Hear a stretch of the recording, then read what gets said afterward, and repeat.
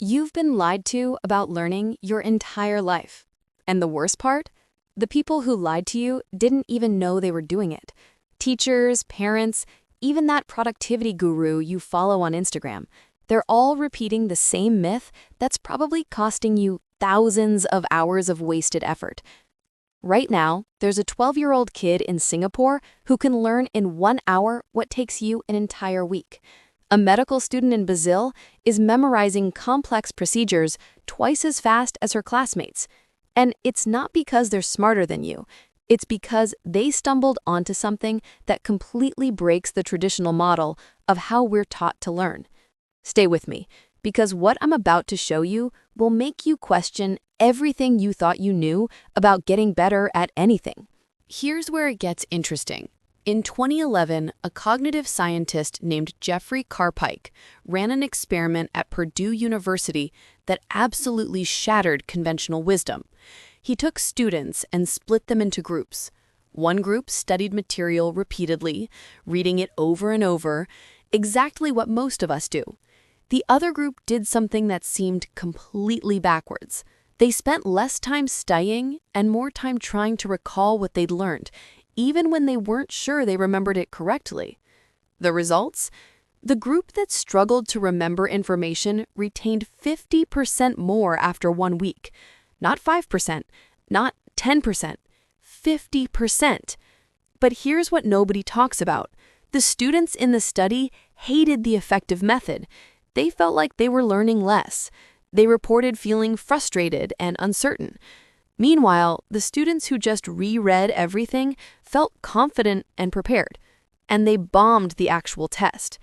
This reveals something deeply uncomfortable about how our brains work. Think about the last time you crammed for something important. Maybe a presentation, an exam, a certification. You probably highlighted notes, rewrite chapters, watched tutorial videos multiple times. It felt productive, right? That feeling of familiarity, that sense of, oh yeah, I know this, it's one of the most seductive traps in human psychology. Scientists call it fluency bias, and it's silently sabotaging millions of people every single day. Here's what's actually happening in your brain. When you reread something, you're just getting better at recognizing it. But recognition isn't the same as recall. It's the difference between hearing a song and remembering it well enough to sing it without the music. Your brain is essentially getting lazy, saying, yeah, I've seen this before, no need to work hard here.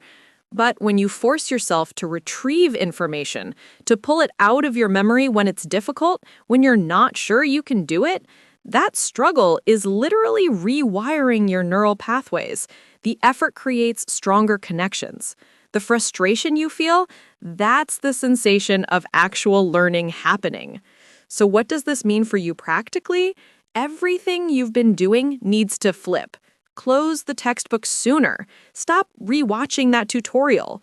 Instead, ask yourself, can I explain this concept out loud right now without looking? Can I solve this problem from memory? Can I teach this to someone else? A study published in Science magazine tracked students using this approach across 8 different schools. Those who embraced retrieval practice, testing themselves repeatedly, outperformed traditional studiers by an entire letter grade on average. But here's the part that changed everything for me personally. The benefit compounds over time. The students who used this method didn't just remember more after 1 week, they retained information months later, while the crammers forgot nearly everything. This isn't just about school. A software developer using this approach learns new programming languages faster. An athlete studying game footage retains strategies better. A salesperson remembering client details performs at a higher level. The application is universal because it's based on how human memory fundamentally works. The uncomfortable truth is that real learning is supposed to feel hard. If it feels easy, you're probably not learning. You're just comforting yourself with familiarity.